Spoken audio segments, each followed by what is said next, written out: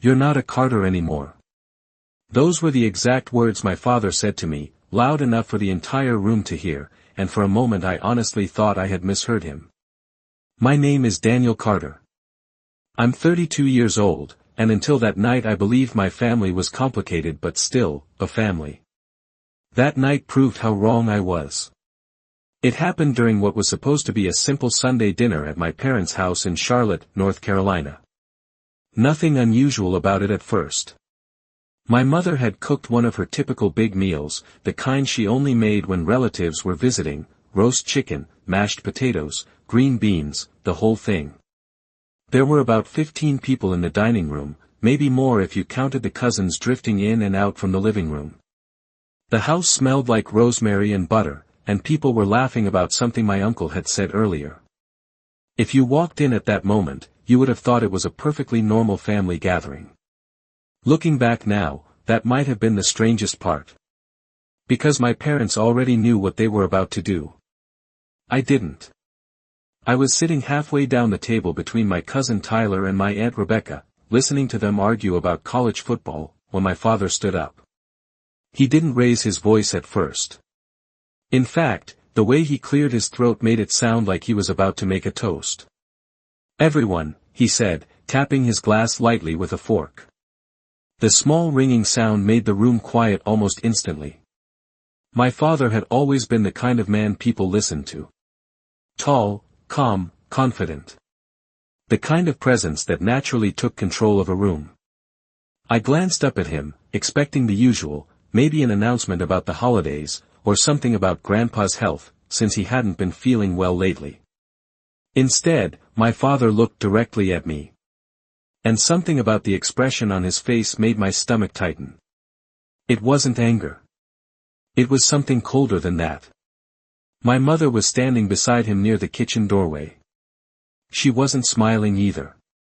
In fact, she looked strangely relieved, like someone who had been waiting all evening for a difficult conversation to finally happen. At the time, I didn't understand that either.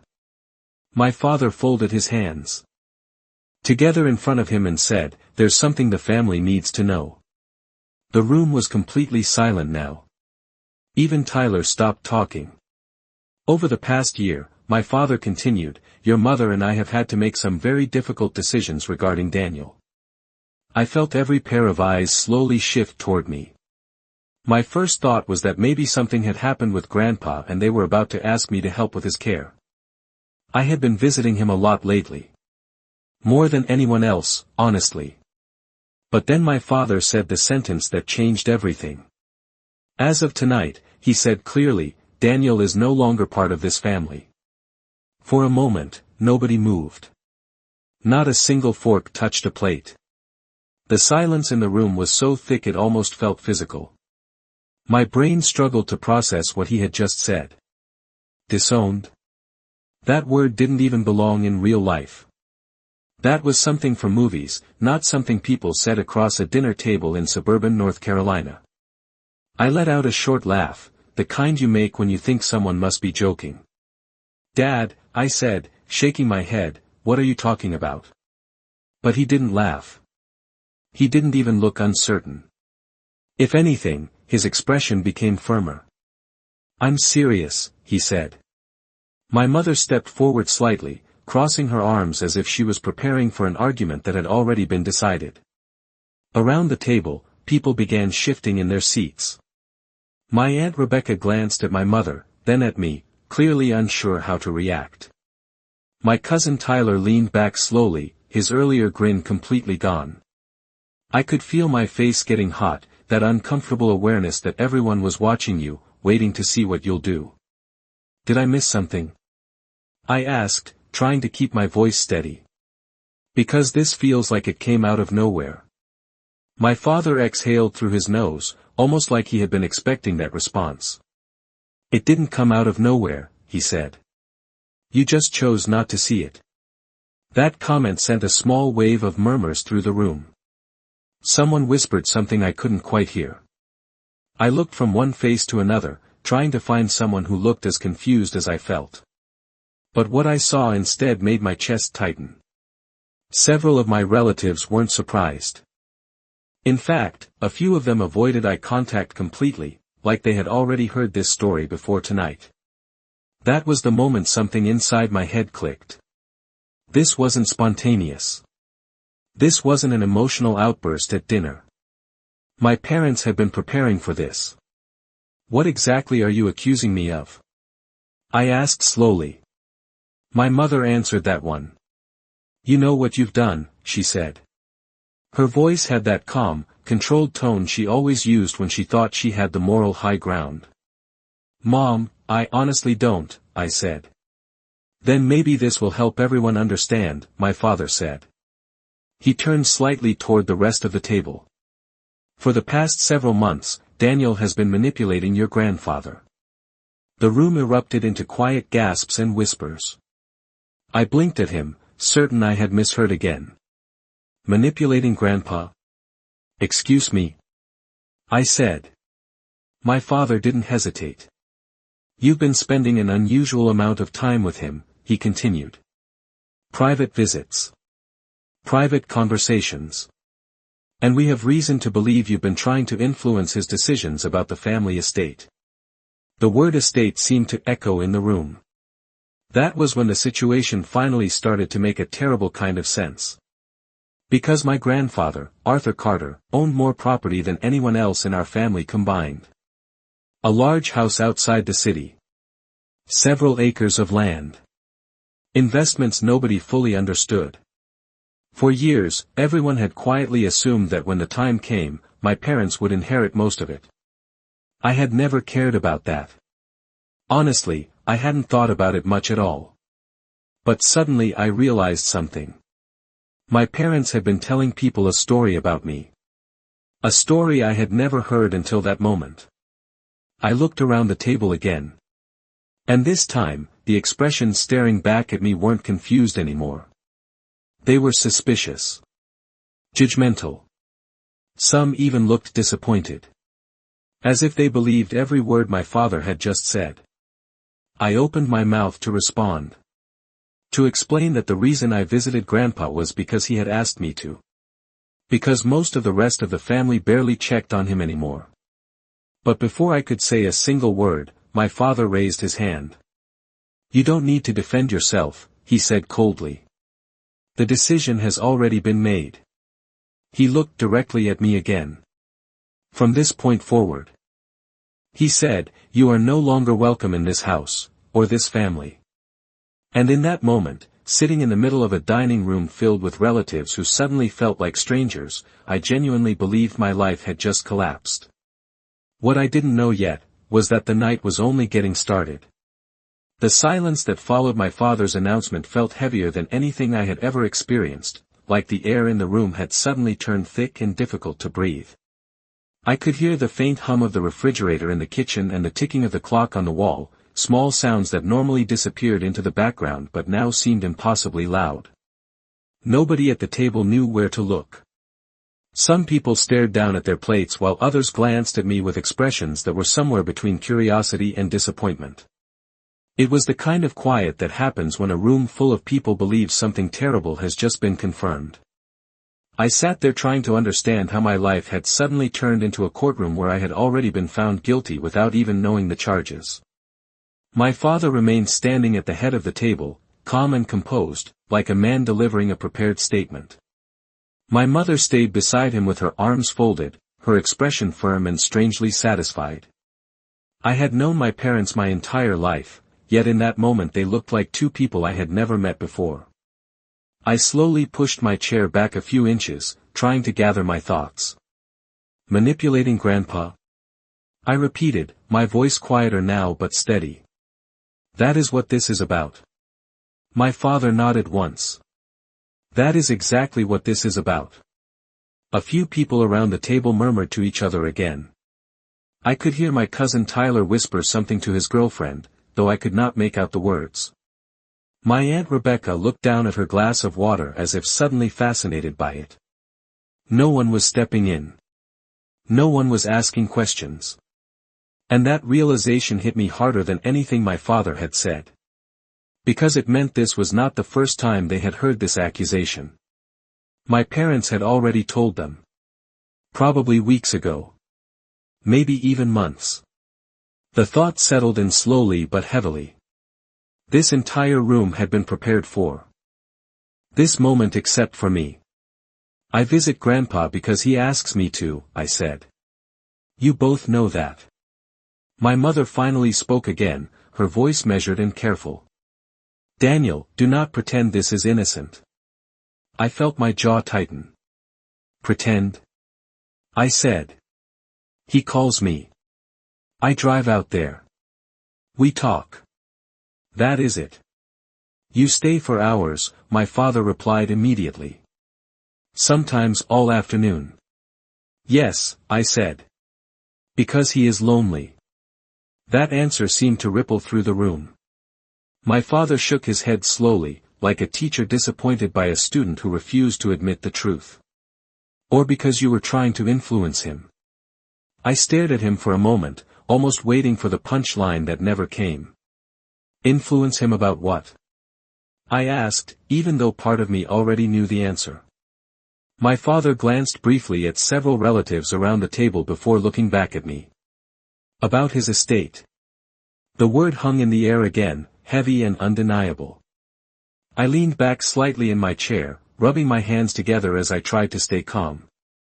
I had heard my grandfather mention paperwork before, but it had never been the focus of our visits. Most of the time we talked about ordinary things. Old family stories. Baseball games. The garden behind his house. The kind of quiet conversations that happen when two people actually enjoy each other's company. The idea that those visits had somehow turned into a secret campaign for inheritance felt absurd. But judging by the faces around the table, absurd did not matter anymore. The story had already been written. You think I am trying to steal something from him, I said slowly. My mother sighed softly, like this was all very unfortunate but necessary. We think you took advantage of his trust. I let out a breath through my nose, shaking my head. You have got to be kidding me. My father did not react to the sarcasm. Your grandfather is 80 years old, he said firmly. He is vulnerable. He is sharp enough to beat me at chess every time I visit, I replied. A couple of people at the table almost smiled before quickly hiding it. My father ignored that as well. That does not change the situation, he said. The situation, I repeated, feeling the frustration building in my chest. The situation is that you decided I am guilty of something and told the entire family before ever asking me a single question. My mother's expression hardened slightly. We did ask questions. I looked at her, confused. When? She hesitated for half a second before answering. Your grandfather mentioned you had been discussing the future of the family property. That caught my attention immediately. That conversation happened because he brought it up, I said. He asked what I thought should happen with the land after he is gone. I told him it was his decision. My father crossed his arms now, mirroring my mother's earlier posture. And yet somehow you are the one spending the most time with him lately. I looked around the table again. Because nobody else does, I said quietly. That comment landed harder than I expected. My uncle shifted in his chair. Tyler suddenly became very interested in his phone. Several relatives avoided looking at me entirely. Everyone in that room knew it was true. My grandfather had spent most holidays alone the past few years unless I drove out to see him. But admitting that now would ruin the story my parents had already built. My father cleared his throat again, bringing the attention back to himself. This is not a debate, he said. Your mother and I have already decided how to handle the situation. I felt something cold settle in my chest. By disowning me in front of 15 people? I asked. By protecting the family, he corrected. My mother nodded beside him, as if the matter were completely settled. Around the table, the tension continued to build. Nobody knew what to say next. Some people looked uncomfortable. Others looked convinced. And a few seemed almost relieved that the drama was not directed at them. I pushed my chair back a little farther this time, the legs scraping softly against the hardwood floor. So let me get this straight, I said. You told everyone I manipulated Grandpa. You told them I was trying to take his estate. And tonight you decided to announce that I am no longer part of the family. My father met my eyes without hesitation. That is correct. I nodded slowly, absorbing the finality in his voice. For the first time since the conversation started, I realized something else. My parents were not waiting for my explanation. They were waiting for me to leave. And judging by the way several relatives had already begun shifting in their seats, the rest of the room expected the same thing. What none of them realized yet was that the story they believed had one very important problem. The only person who actually knew the truth about my visits with Grandpa was not sitting at this table. And if there was one thing I had learned about my grandfather Arthur Carter over the years, it was that he had never been the kind of man who stayed silent when someone tried to speak for him. I could feel the room waiting for me to stand up and walk out, like the scene had already been rehearsed in everyone's mind and the only missing step was my exit. The scrape of my chair against the hardwood floor had drawn every eye back toward me, and for a few seconds nobody spoke. My father remained at the head of the table, hands resting lightly on the back of his chair, watching me with the same calm expression he had worn since the beginning of this conversation. My mother stood beside him with her arms still crossed, her posture stiff and unyielding. Around the table the rest of the family looked caught somewhere between curiosity and discomfort, like people watching a difficult moment they did not know how to interrupt. I stayed seated for another second, letting the silence stretch, because part of me still could not believe this was actually happening. A Sunday dinner that started with roasted chicken and small talk had somehow turned into a public trial where my parents had already announced the verdict. So that is it. I finally said, looking directly at my father. You make a speech, tell everyone I manipulated Grandpa, and that is the end of the conversation. My father did not hesitate. There is nothing left to discuss. His voice was calm but firm, the tone of someone who believed the decision had already been finalized hours ago. My mother gave a small nod beside him, as if confirming the same conclusion. Daniel, she said quietly, you should just leave before this becomes more uncomfortable. I looked around the table again, searching the faces of people I had known for most of my life. My Aunt Rebecca stared down at her plate as if studying the pattern in the ceramic. Tyler shifted awkwardly in his chair, his earlier confidence completely gone. My Uncle David cleared his throat but said nothing. Nobody was stepping in. Nobody was asking whether the accusations even made sense.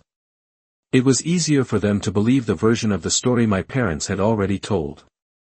That realization settled over me slowly. Because once people accept a narrative, they rarely question it. You already told them, did you not? I said, glancing around the table again. That I was manipulating Grandpa. My father gave a slight shrug. The family deserved to know the truth. The word truth hung in the air like a challenge. I leaned back in my chair, folding my hands together as I tried to keep my voice steady. Interesting, I said quietly. Because nobody here bothered to ask me about it. A few people shifted uncomfortably at that. My cousin Tyler opened his mouth slightly like he might say something, then changed his mind and looked away again. The tension in the room grew heavier with every second. My father seemed determined not to let the moment drag out any longer. Daniel, he said, this conversation is finished. My mother stepped forward slightly. Take your things and go home, she added. It will be easier for everyone. Easier for everyone. That phrase echoed in my mind for a moment. Easier for everyone except the person being accused of something he never did. I slowly pushed my chair back the rest of the way and stood up. The room shifted with me. Several relatives straightened in their seats, clearly expecting the confrontation to escalate. But I did not raise my voice. I did not slam the table or argue the way they probably expected. Instead I picked up the glass of water in front of me and took a slow sip, giving myself a moment to think. Because if there was one thing my grandfather had taught me over the years, it was that reacting emotionally in a tense moment rarely helped. Calm made people uncomfortable. Calm made them listen. I set the glass back down and looked at my father again. You think I manipulated Grandpa, I said. That is the entire reason for this. Yes, he replied without hesitation. Then let me ask you something, I continued. Did Grandpa tell you that? My father hesitated for a fraction of a second. It was subtle, but I saw it. My mother answered instead. He told us you had been discussing family matters with him. Family matters, I repeated slowly. That is a very different accusation. My father frowned slightly. Do not twist the situation. I am not twisting anything, I said. I am asking a simple question. Did Grandpa ever say that I was manipulating him? The room fell silent again. My father looked irritated now, like the conversation had taken a turn he did not appreciate. Your grandfather should not have been placed in that position, he said carefully. What position? I asked. Having someone influence his decisions about the estate. I nodded slowly, absorbing the answer. It was the kind of response that sounded convincing if nobody asked another question. Unfortunately for my parents, I had a lot of questions. You know what is interesting? I said. Grandpa never once told me he felt influenced by anyone. My mother sighed again, clearly losing patience. Daniel, enough. No, I said calmly. Not enough. That word seemed to catch everyone's attention immediately. My voice was still quiet, but there was a firmness in it that had not been there earlier. For the first time since this conversation began, I noticed a flicker of uncertainty cross my father's face. You have spent the last several months telling people I manipulated him, I continued. But the one person who could confirm that story is not even here. I let that thought settle over the room for a moment. Because it was true. The entire accusation depended on the assumption that my grandfather agreed with their version of events. But nobody had actually heard him say it. My father straightened slightly. Your grandfather is not well enough to deal with this kind of stress. That is interesting, I replied. Because he sounded perfectly fine on the phone yesterday. That comment caused several people around the table to glance at each other again. My mother's expression tightened. You spoke with him yesterday, she asked quickly. Yes, I said. For about 40 minutes. The reaction from my parents was small but noticeable. My father's jaw tightened slightly. My mother looked briefly toward the front hallway as if calculating something in her mind. And that was when a quiet realization began forming in my head. Because the more this conversation unfolded, the more it felt like my parents had expected something to happen before tonight. Something they believed had already been settled. I reached down and picked up my jacket from the back of the chair. You know what the strangest part of this entire situation is? I said. Nobody answered, but they were all listening now. You built this entire story about what Grandpa supposedly thinks, I continued. But none of you actually asked him in front of me. My father opened his mouth to respond, but before he could say anything, a sound came from the front of the house. It was quiet at first, just the soft click of the front door opening. Most of the people in the dining room did not notice it right away. But my mother did. Her head turned toward the hallway instantly. Then my father looked in the same direction. And the expressions on their faces changed in a way I had never seen before. Because someone had just walked into the house. Someone they clearly were not expecting. The sound of the front door closing echoed softly through the hallway, and for a moment nobody in the dining room moved. It was not a loud sound, but in a house that had just fallen completely silent it felt like someone had struck a bell. My mother's head was already turned toward the hallway, her eyes fixed in that direction with a tight expression that had not been there before. My father stood very still at the head of the table, and I noticed his shoulders stiffen in a way that seemed almost involuntary. Around the table, the rest of the family began to glance toward the hallway as well, confusion spreading across their faces. Most of them had assumed the house was closed for the evening. Nobody had mentioned that anyone else was coming. I could hear slow footsteps on the hardwood floor just beyond the dining room wall. Calm footsteps. Unhurried. The kind of pace that belonged to someone who had no reason to feel nervous about walking into a room full of people. My father cleared his throat quietly, though he did not say anything. My mother lowered her arms from their crossed position and smoothed the front of her blouse, a small nervous gesture that most people probably would not have noticed. I noticed it immediately. Because my mother rarely showed uncertainty. And whatever was happening in that hallway had clearly caught her off guard. The footsteps came closer, each one deliberate and steady. Several relatives turned in their chairs now, craning their necks to see who had just entered the house. Tyler leaned slightly to the side, trying to look past the dining room doorway. My Aunt Rebecca whispered something under her breath, though I could not make out the words. I remained standing beside my chair, my jacket still in my hand, watching my parents' reactions more than the hallway itself. Because their expressions were far more interesting than the sound of the approaching steps. My father's calm composure had not disappeared completely, but there was now a faint tension around his mouth. The kind of expression a person makes when something unexpected threatens to interrupt a carefully planned moment. Then the figure finally appeared in the doorway. It was my grandfather, Arthur Carter. He stood there for a second, framed by the light from the hallway behind him, looking exactly the way he always did when he visited family gatherings. Straight posture. Gray hair neatly combed back. A dark sweater over a collared shirt. In one hand he held a leather folder tucked under his arm. The moment he stepped fully into the dining room, the entire atmosphere shifted. Conversation stopped. Chairs creaked as people turned toward him. My cousin Tyler actually blinked twice, as if trying to confirm that he was seeing the right person. "Well," my grandfather said calmly, looking around the table. "This looks like quite the meeting." His voice was steady and warm, the same voice I had heard during dozens of long conversations at his house over the past few years. But there was something else beneath the surface tonight. Something observant. My father recovered first. "Dad," he said, forcing a polite tone into his voice. "We did not expect you tonight." That statement was technically true.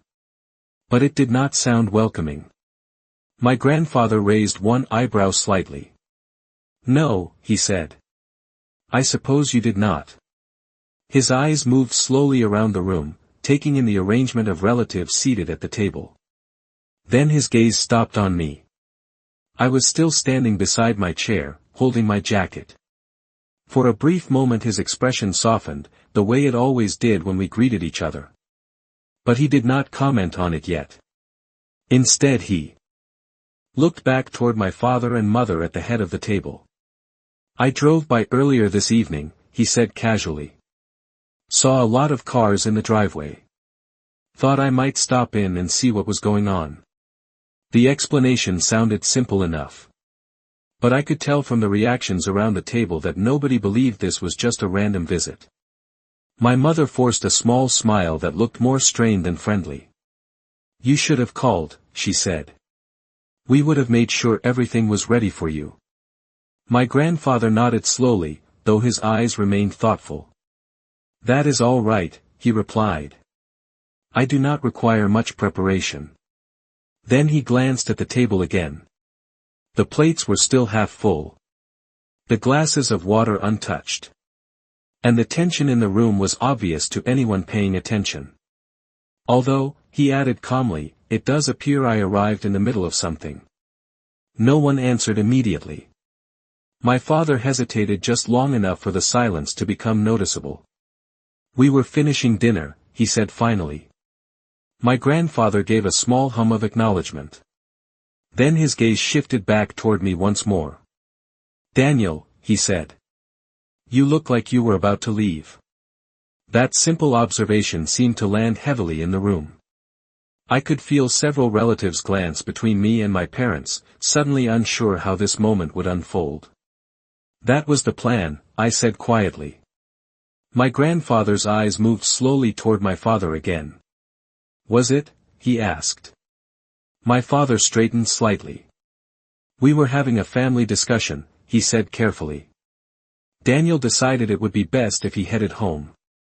The phrasing sounded polite, but everyone in the room knew that was not what had just happened. My grandfather studied my father for a moment without speaking. Then he looked toward my mother. She shifted her weight slightly, clearly aware that the conversation had taken a new direction.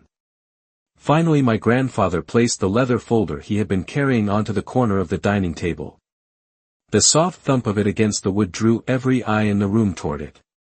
Interesting, he said quietly. His tone was still calm, but there was now a sharpness beneath it that I had heard only a few times before in my life. Because on my way here, he continued, I received a rather unusual phone call. My father frowned slightly. From whom?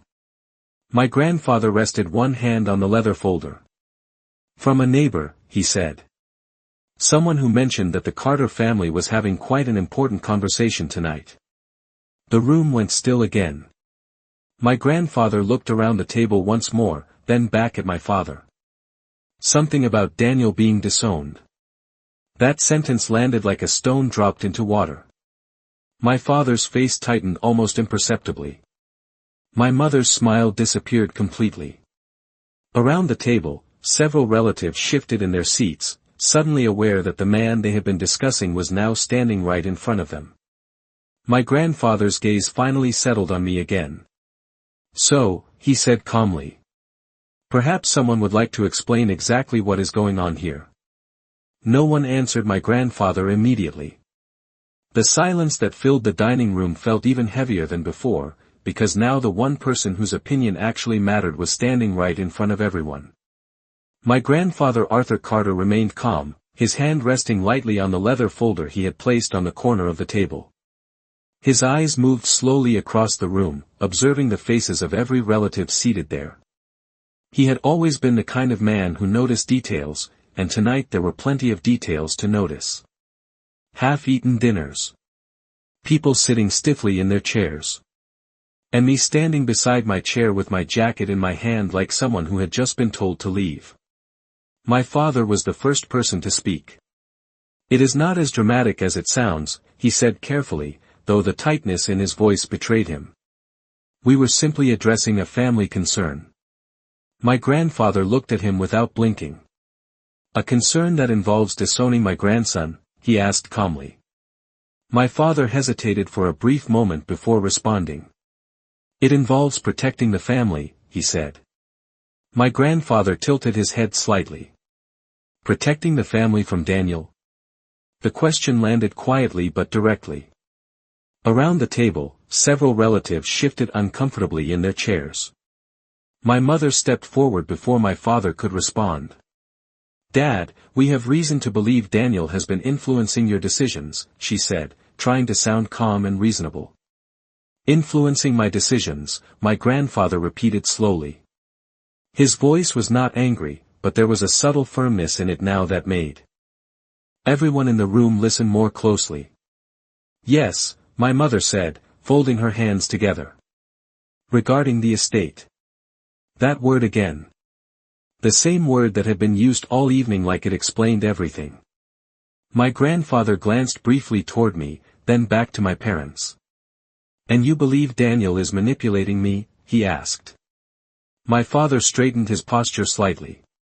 He has been spending an unusual amount of time with you, he said. Private visits. Long conversations. My grandfather gave a small thoughtful nod. Yes, he said. Daniel does visit me often. For a moment my father looked slightly relieved, as if that statement confirmed part of his argument. But my grandfather continued speaking before anyone else could respond. Usually on Sunday afternoons, he said. Sometimes he brings coffee from that small cafe near my house. Other times we sit on the porch and talk about baseball or the garden. Several people around the table exchanged glances. The calm way he described those visits made the earlier accusations sound strangely exaggerated. My father cleared his throat again. That may be true, he said, but we believe those visits have influenced certain discussions about your estate. My grandfather looked directly at him now. Richard, he said slowly, using my father's first name the way he only did when he wanted someone to listen carefully. Are you telling this entire room that you believe I am incapable of making my own decisions? That question landed with unexpected weight. My father opened his mouth, then closed it again for a second before answering. Of course not, he said quickly. But at your age, my grandfather raised one hand gently, stopping him before he finished the sentence. I am 80 years old, he said calmly. Not incompetent. The firmness in his voice made several people at the table sit up a little straighter. Even my mother looked briefly uncertain now. My grandfather's eyes moved across the table again before returning to my parents. So let me understand this correctly, he continued. You gathered the entire family tonight to announce that Daniel is no longer part of this family because you believe he manipulated me regarding my estate. Neither of my parents immediately answered. My father finally nodded once. Yes, he said quietly. My grandfather turned his head slightly and looked at me. Daniel, he said, is that what you were just told? I met his gaze and nodded slowly. That is exactly what they said. The room remained silent for several seconds. Then my grandfather let out a slow breath through his nose, almost like someone who had just confirmed a suspicion. Interesting, he said. He reached down and tapped the leather folder lightly with 2 fingers. The sound drew the attention of every person sitting at the table. Because the reason I came here tonight, he continued, was actually related to this very subject. I noticed my father's shoulders stiffen again. My mother's eyes flicked briefly toward the folder before returning to my grandfather's face. You see, my grandfather said, I have spent the last 6 months reviewing my estate plan. That statement immediately changed the energy in the room.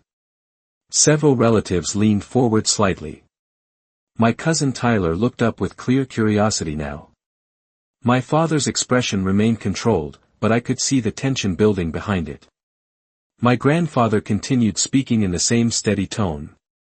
At my age it is important to make certain decisions clear, he said. Property. Investments. Land that has been in this family for generations. He rested his hand on the folder again. Which is why I met with my attorney several times this year. My mother's voice came out a little faster than before. Dad, this is not really the time for that discussion. My grandfather looked at her calmly. On the contrary, he replied. It seems like the perfect time. The room had gone completely still now. Every person at the table understood that the conversation was moving towards something significant. My father finally spoke again. We were simply trying to prevent misunderstandings, he said carefully. My grandfather studied him for a long moment. Then he smiled faintly, though it was not the kind of smile that suggested amusement. It was the kind of smile someone gives when they already know more than everyone else in the room. Richard, he said quietly, the only misunderstanding I see tonight is the one you just announced to the entire family. He opened the leather folder slowly, the soft rustle of paper echoing through the silent dining room. Several documents were inside, neatly organized. My grandfather did not remove them yet. Instead he closed the folder again and looked around the table once more. Before we go any further, he said, there is one question I would like answered. His eyes returned to my father. When exactly did you decide that Daniel was no longer part of this family? My grandfather's question settled over the dining room like a weight that nobody wanted to lift. When exactly did you decide that Daniel was no longer part of this family? The words were simple, but the silence that followed them stretched long enough that everyone in the room understood how serious the moment had become. My father stood at the head of the table, his shoulders squared as if he were preparing for an argument he had not expected to have tonight. My mother remained beside him, though the confidence she had earlier was now replaced by something less certain. Around the table the rest of the family sat very still, watching the exchange between my grandfather and my parents as if the entire evening had suddenly shifted into a completely different conversation. My father finally cleared his throat and answered. "This is not about dates," he said carefully. "It is about protecting what belongs to the family." My grandfather tilted his head slightly, studying him. "That was not my question," he replied calmly. The firmness in his voice made several people glance at one another. My father hesitated for a moment before continuing. "Over the past few months we have noticed Daniel becoming unusually involved in discussions about your estate," he said. "We believed it was appropriate to address that before things went too far." My grandfather listened without interrupting. When my father finished speaking, he nodded once, slowly. "I see," he said. Then he looked around the table again, making sure every person seated there was paying attention. "So this decision was made based on a belief that Daniel influenced my estate planning." "Yes," my mother said quickly, as if eager to regain control of the conversation. "We simply wanted transparency within the family." My grandfather gave a faint smile that did not quite reach his eyes. "Transparency," he repeated. "That is a very interesting choice of words." He rested both hands on the back of an empty chair near the table and leaned forward slightly, looking directly at my parents. "Tell me something," he continued. "Before announcing that Daniel was disowned, did either of you ask me about these concerns?" The question landed with quiet precision. My father opened his mouth to answer, but there was a hesitation there that had not existed earlier in the evening. "We did not want to burden you," he said eventually. My grandfather's expression remained calm, but his gaze sharpened slightly. "Burden me," he repeated. "By asking whether I believed my own grandson was manipulating me." My mother tried to step in again. "Dad, it was simply a precaution," she said. "We were worried about misunderstandings." My grandfather straightened and folded his hands behind his back. "It appears the only misunderstanding tonight," he said slowly, "is the one you created yourselves." A quiet ripple of reaction moved through the room. Tyler leaned forward in his chair now, clearly more interested in the conversation than he had been earlier. My Aunt Rebecca looked between my parents and my grandfather with growing uncertainty. The confident narrative that had been presented earlier was beginning to unravel piece by piece. My grandfather placed his hand on the leather folder again and opened it halfway. Inside were several neatly arranged documents, each clipped and organized with careful precision. The sight of official papers immediately drew everyone's attention. My father noticed it too. "Dad," he said quickly, "there is no need to get into legal details tonight." My grandfather looked at him steadily. "You announced a legal decision in front of the entire family," he replied. "It seems only fair that we discuss the facts as well." My mother shifted her weight again, clearly uncomfortable now. "We were simply reacting to Daniel's behavior," she said. My grandfather raised an eyebrow. "Visiting me for coffee and conversation is considered suspicious behavior now?" No one answered that question. The silence itself was enough. My grandfather closed the folder gently and rested it back on the table. "For the past 6 months," he continued, "I have been working closely with my attorney to review every detail of my estate plan." His voice remained calm and steady, but the words carried weight that everyone in the room could feel. "Property records, investment accounts, land titles, everything." My father tried to maintain his composed expression, but I could see the tension in his jaw now. My mother avoided looking directly at the folder. "Estate planning is a complicated process," my grandfather said. "It requires clear thinking and careful judgment." He looked directly at my father again. "Which is why I find it fascinating that you believe someone else could influence those decisions without my knowledge." Several relatives shifted in their seats again. The conversation was no longer about accusations. It was becoming something else entirely. My grandfather reached into the folder and removed a single sheet of paper, holding it between his fingers for a moment before placing it back inside. He did not show it to anyone yet. The gesture alone was enough to capture every person's attention. You see, he continued, when a man reaches 80 years old, he begins to think very carefully about what kind of legacy he will leave behind. His eyes moved slowly around the room, pausing briefly on each member of the family. Not just property, he said, but character. Integrity. The way people treat each other when they believe no one important is watching. The weight of that statement hung in the air. My father tried once more to steer the conversation away from the folder. This does not need to become a spectacle, he said quietly. My grandfather gave a faint nod. You are correct, he replied. It should not have become one.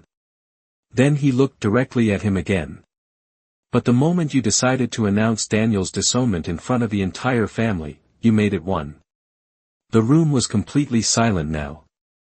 Even the small sounds of shifting chairs had stopped. My grandfather rested both hands on the table and leaned forward slightly. There is something else you should know, he said calmly. My father did not respond, but the tension in his posture was obvious. My grandfather glanced briefly at me, then back to the rest of the family. When I updated my estate plan 6 months ago, he said, I made that decision based on a very simple observation.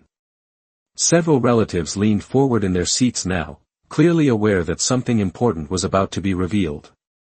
My grandfather paused for a moment before finishing the sentence. I paid attention to who actually showed up. The moment my grandfather said that he had paid attention to who actually showed up, the meaning of those words settled slowly across the room like a quiet realization that nobody could ignore. His voice had not been raised, but the calm certainty in it made every person at the table listen more carefully than they had all night. My father remained standing at the head of the table, his posture still firm, but the confidence he carried earlier had faded into something more guarded. My mother stood beside him, watching my grandfather with a tight expression that suggested she was already beginning to understand where this conversation was heading. Around the table, the rest of the family leaned forward slightly, waiting for him to continue. My grandfather rested one hand on the leather folder again, his fingers lightly touching the edge of the papers inside. Over the past year, he said slowly, I have spent a great deal of time thinking about the future of this family. His eyes moved across the room, pausing on each person for just a second before moving on. When you reach my age, you begin to realize that property and money are not the most important things you leave behind. No one interrupted him. Even the cousins who had been whispering earlier now sat quietly, their attention fixed entirely on him. What matters most, he continued, is understanding the character of the people who will carry that legacy forward. My father shifted slightly but did not speak. My grandfather noticed the movement but continued without acknowledging it. So over the last few years, I began paying attention to certain things, he said. Small things that most people overlook. Who visits without being asked? Who calls just to check in? Who remembers that an 80-year-old man might appreciate company on a quiet Sunday afternoon? His words were not angry, but the honesty behind them made several people at the table glance down at their plates. I could see my Uncle David rubbing the back of his neck awkwardly. My cousin Tyler suddenly found the tablecloth very interesting. My grandfather finally looked directly at my father and mother again. You see, he said calmly, I never needed anyone to influence my decisions. I simply observed the behavior of the people around me. My father spoke before the silence grew too heavy.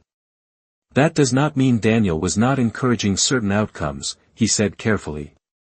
My grandfather raised an eyebrow slightly. Encouraging outcomes, he repeated.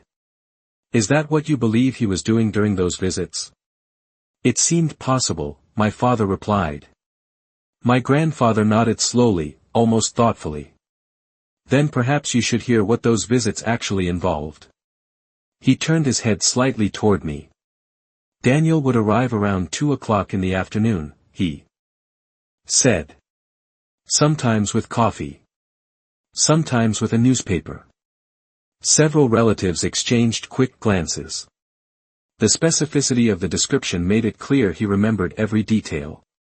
We would sit on the porch for an hour or two, he continued. He would tell me about his work. I would complain about the baseball team losing again. Occasionally we would argue about which tomato plants were growing better in the garden. A faint ripple of quiet amusement moved through the room at that last comment, but my grandfather did not smile. Not once during those visits did Daniel ask me for money, he said clearly. Not once did he ask about inheritance. My father's jaw tightened slightly. My grandfather noticed. In fact, he continued, the only time the subject of my estate came up was when I brought it up myself. That statement seemed to shift the atmosphere even further. My Aunt Rebecca looked up now, clearly surprised. You asked him, she said quietly. My grandfather nodded. Of course I did, he replied.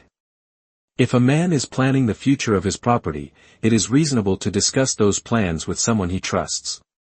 My father tried to interrupt again. But that is exactly the problem, he said.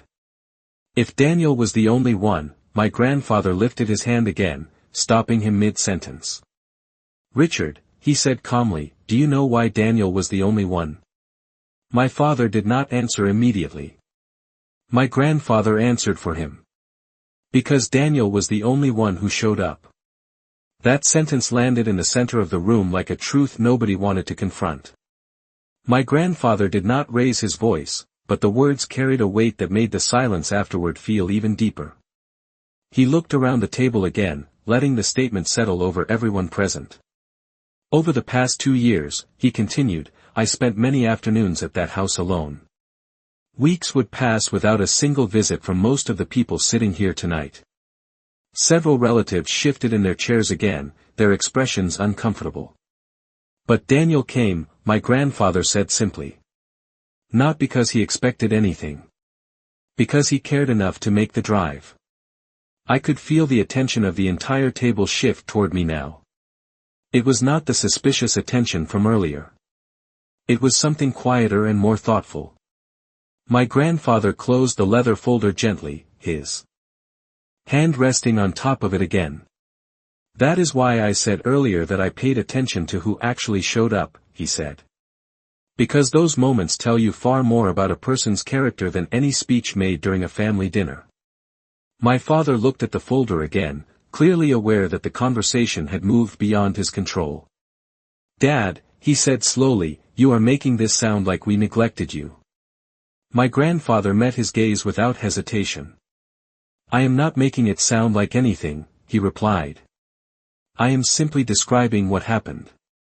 Then he paused for a moment before continuing. And those observations played a very important role when I finalized my estate plan. The room became completely silent again. My grandfather tapped the leather folder lightly once more. Which brings us to the document inside this folder, he said calmly. The one that explains exactly what will happen with my property when I am gone.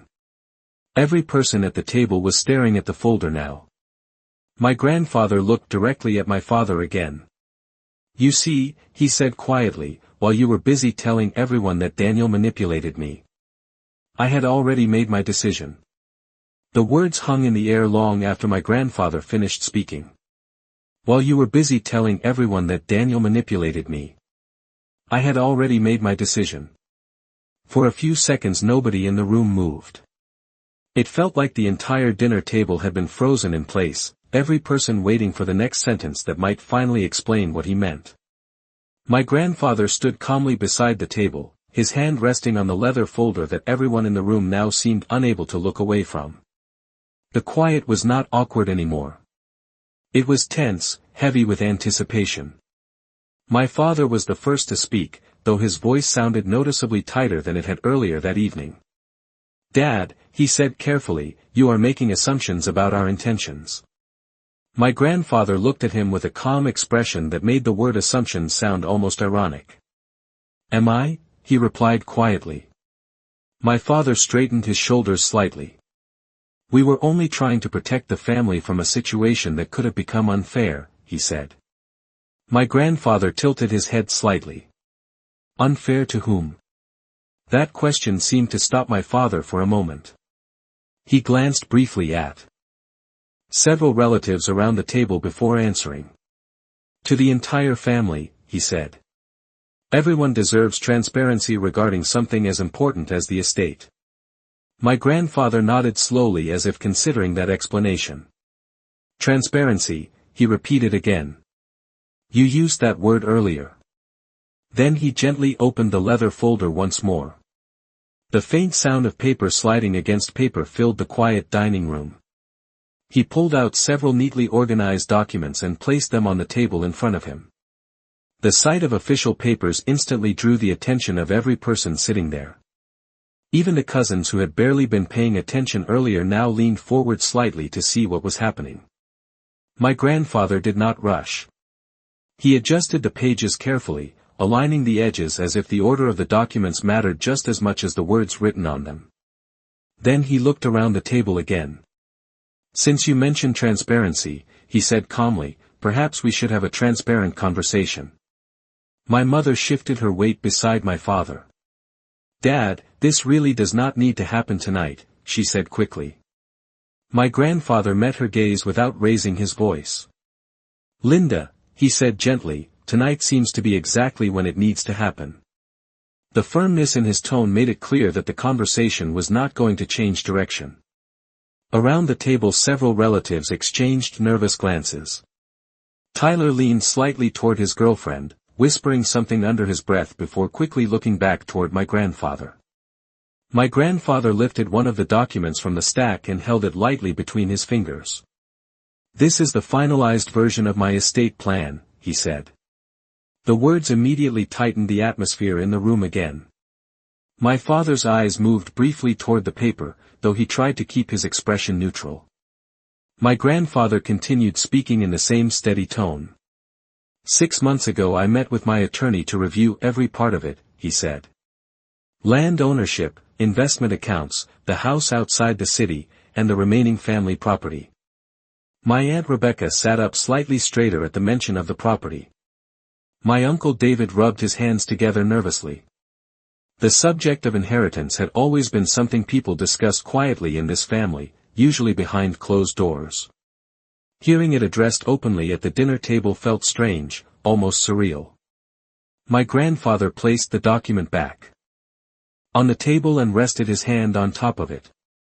During that process, he continued, I had to decide how my property would be divided among the family. My father spoke again before he could continue further. Dad, nobody here expects anything from you, he said. My grandfather raised one eyebrow slightly. That is a very generous statement, he replied. Although I suspect it may not be entirely accurate. A few people at the table shifted uncomfortably at that comment. My grandfather continued calmly. When a man plans his estate, he is not simply distributing property, he said. He is deciding who he trusts to take care of what he spent his entire life building. His eyes moved across the room again, stopping briefly on each person. Then he looked toward my father once more. And that decision is based on observation, he said. Not speculation. The distinction in those two words seemed to land directly on my parents. My mother folded her arms again, though this time it looked less like confidence and more like uncertainty. My grandfather picked up another page from the stack of documents. As I mentioned earlier, he said, I spent a great deal of time observing the people in this family. He glanced toward me briefly before continuing. Who showed up? Who did not? The room was so quiet now that I could hear the soft ticking of the wall clock again. My grandfather placed the page back onto the table and gently closed the leather folder halfway, leaving the documents visible. After careful consideration, he said calmly, I made a decision regarding the primary responsibility for managing my estate. My father's posture stiffened slightly at those words. My mother's eyes moved quickly between the folder and my grandfather's face. Everyone at the table understood that the next sentence would matter more than anything that had been said earlier that evening. My grandfather rested both hands on the table and leaned forward just slightly. The person I selected, he continued, is someone who demonstrated something far more valuable than interest in property. He paused for a moment, letting the silence stretch just long enough that every person in the room leaned in to hear what came next. Then he finished the sentence in the same calm voice he had used all evening. He demonstrated loyalty. The word loyalty lingered in the quiet dining room like the final piece of a puzzle everyone had been trying to solve all night. My grandfather did not raise his voice when he said it, yet somehow that single word carried more weight than every accusation my parents had made earlier. No one at the table spoke. Even the smallest movements had stopped, as if the entire room understood that the next few moments would define everything that had just happened. My grandfather kept his hands resting calmly on the table beside the leather folder, his posture steady and relaxed in a way that made the tension in everyone else even more obvious.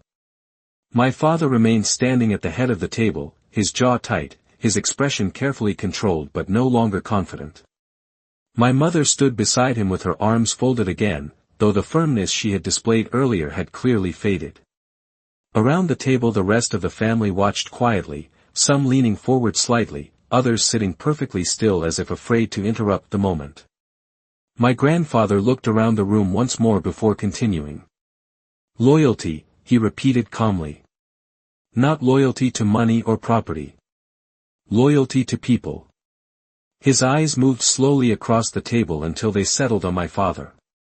That is something you cannot demand from others, he said. You can only observe it. My father spoke quickly, as though trying to regain control of the conversation before it moved any further. Nobody is questioning Daniel's loyalty, he said. We were only concerned about influence. My grandfather raised one eyebrow slightly. Influence, he repeated again. Yes, that word has appeared several times tonight. The calm tone in his voice made the earlier accusation sound almost distant now, like a story that had already begun to lose its credibility. My grandfather reached into the folder again and carefully removed another document. He held it for a moment, looking down at the page before placing it gently on the table where everyone could see it. The paper itself did not reveal much from where people were sitting, but the significance of it was obvious to everyone. My grandfather rested his hand lightly on the page before speaking again. 6 months ago, he said, I finalized my estate plan with my attorney. The words settled quietly across the table. During that process I had to make a decision about who would carry the primary responsibility for managing my property after I am gone. Several relatives exchanged quick glances again. My uncle David shifted in his chair. Tyler leaned forward slightly, clearly unable to hide his curiosity anymore. My grandfather continued speaking in the same steady voice. That responsibility involves the land outside the city, the family house, and the investment accounts connected to those properties. My father's posture stiffened almost imperceptibly at that sentence. My grandfather noticed but did not comment on it. Instead he continued calmly. It also involves ensuring that the rest of the family is treated fairly and respectfully. My mother finally spoke again, her voice quieter now. Dad, you do not need to explain all of this tonight. My grandfather turned his head toward her gently. Linda, he said, tonight seems to be exactly when it should be explained. The firmness in his voice made it clear that he had already decided how this conversation would end. My grandfather looked around the table one more time, letting his gaze settle briefly on each person present. You all heard the announcement made earlier this evening, he said calmly. You heard Daniel accused of manipulating me. You heard him declared no longer part of this family. A few people lowered their eyes as he said that. My grandfather continued without raising his voice. But the truth is much simpler than the story that was told tonight. He placed both hands on the table and leaned forward slightly. The truth is that Daniel never asked me for anything. His eyes moved toward me briefly before returning to the rest of the table. Not once. The silence that followed that statement felt different now. Earlier the silence had been filled with suspicion and uncertainty. Now it felt more like reflection. My grandfather nodded slowly as if confirming something he had already known for a long time. When I finalized my estate plan, he continued, I chose the person who demonstrated loyalty not through words, but through actions. My father's expression hardened slightly, though he said nothing. My grandfather reached down and slid the document on the table forward just a few inches, making it easier for those closest to see the heading at the top of the page. The legal language was clear enough that several relatives leaned forward instinctively to read it. My grandfather spoke again in the same calm tone. That person, he said, is Daniel. For a moment nobody reacted. The room seemed to pause as everyone processed the meaning of that sentence. Then the quiet reactions began. Tyler blinked and leaned back in his chair. My Aunt Rebecca looked from the document to my grandfather with clear surprise. My Uncle David exhaled slowly through his nose as if the outcome suddenly made sense. My father did not move. My mother's eyes remained fixed on the document, her expression unreadable. My grandfather finally looked directly at my father again. Which means, he said quietly, that the man you attempted to remove from this family tonight is the same man who will be responsible for protecting its future. The weight of that statement settled over the entire room. My grandfather closed the leather folder again and rested his hand on top of it, his expression calm and steady. That decision was made long before tonight, he said. And unlike the accusations made at this table, it was based on facts. Then he looked at me once more, his voice softening slightly. Daniel, he said, you were never the one who needed to prove where you belonged.